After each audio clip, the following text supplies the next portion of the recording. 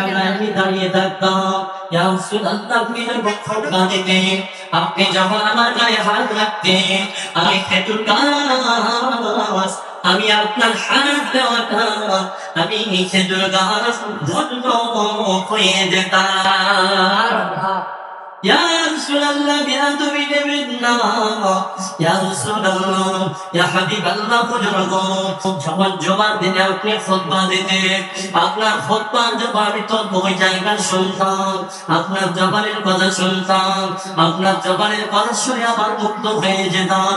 ইয়া রাসূলুল্লাহ, ইয়া হাবিবাল্লাহ, আজ আপনার খুতবা শুনতে পাইনি, আপনার মাথা মোবারক আমি খেজুর গাছের উপরে পড়েনি, তাই জন্য আমি আজকে এই বাচ্চা ছেলেটাই কোন করে দাঁড়িয়ে আল্লাহ নবী বলছেন, ও খেজুর গাছ, তুমি এত কান্না কেঁদো না, আমি রাসূলুল্লাহ সইতে পারি না।